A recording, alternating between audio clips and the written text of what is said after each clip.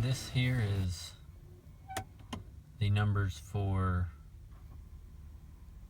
fuel filter and the oil filter on a 2012 SAE 300. That is the weld machine that I have. And that's what I'm doing today. I am out running some errands, doing some laundry. I gotta go change laundry right now. After I run in here and get a oil filter and a fuel filter for my welding machine. On a brand new welding machine, you want to change the oil anywhere from 20 to 50 hours.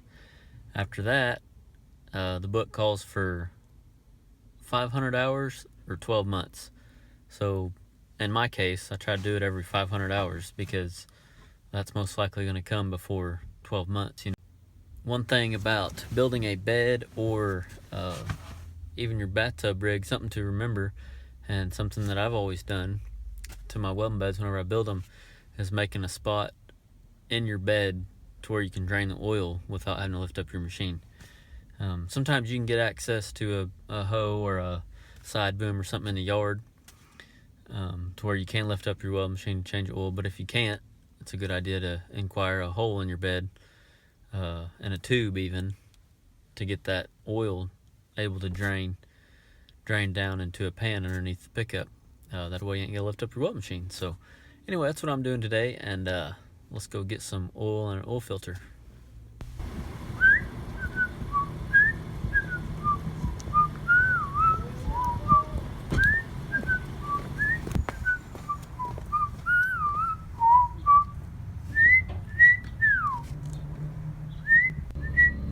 All right, just pulled up to the hotel, fixing to change the oil in this weld machine.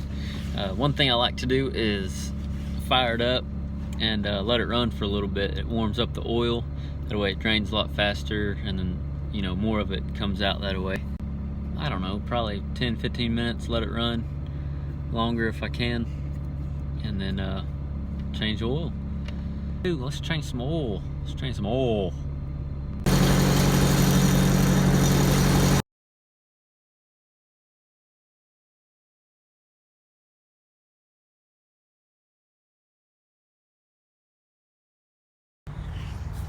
Alright, I don't know if I mentioned earlier, but I will usually change my fuel filter, air filter, at least those two things every time I change my oil, if not every other time.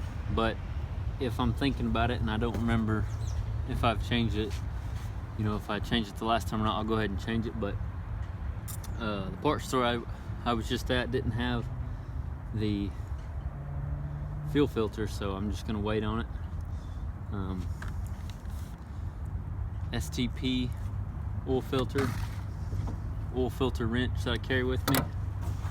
This was $10 or $11. It's a 10-quart drain container.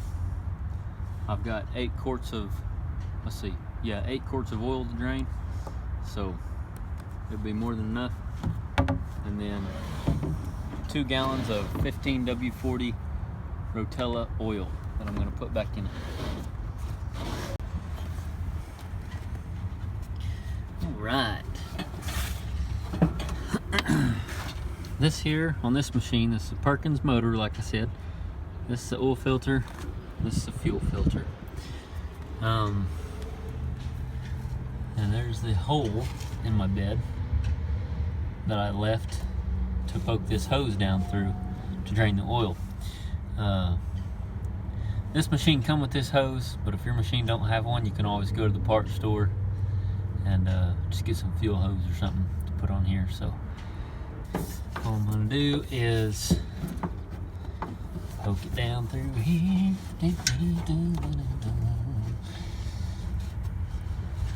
Poke it down through there, and then go down yonder and set my drain up, and I'll open that petcock.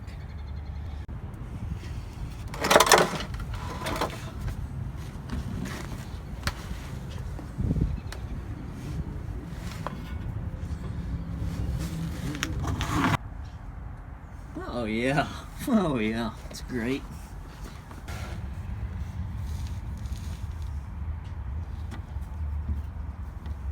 A lot of times I will take this cap off, lets it drain. A lot easier, lets it breathe. While it's draining, I will take this oil filter off. Whenever I'm staying in the camper, we've got puppy pads for the oldest dog of ours, because long story short, she's not potty trained hardly anymore. But either puppy pads or a spill kit, and I'll put down here. It's a terrible design because when you take this off, oil gets all right there. So I'm gonna grab some paper towel.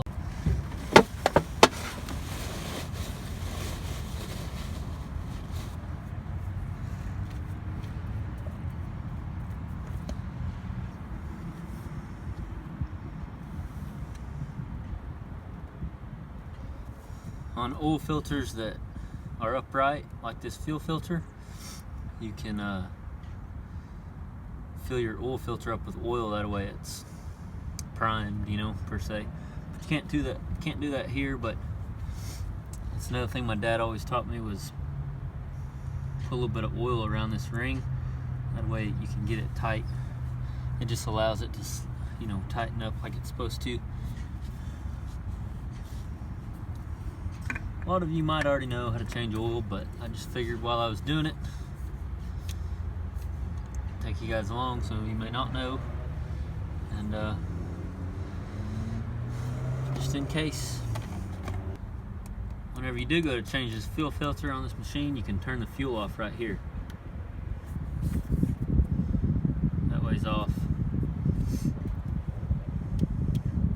Undo that just like you would use the oil filter wrench, and then do the same thing with this fuel filter. You can prime it by putting diesel in this fuel filter and then spin it back on.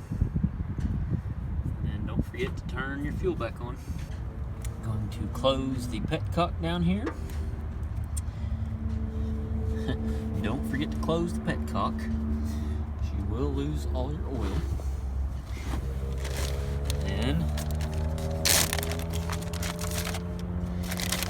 funnel in a plastic bag behind my seat, but it don't get dusty. And then pour some oil in.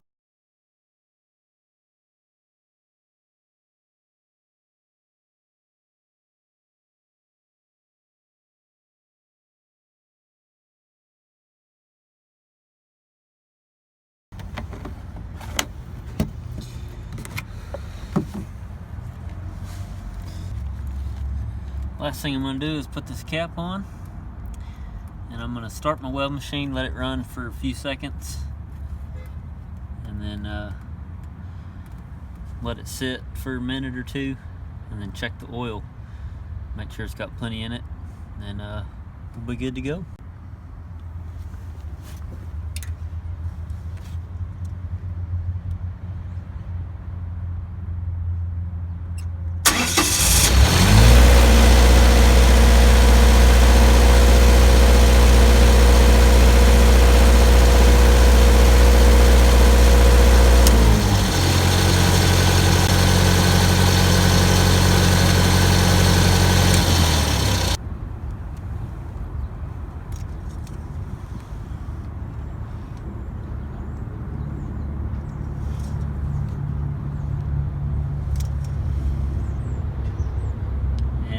The safe zone. Good to go. That is going to be it for today's video.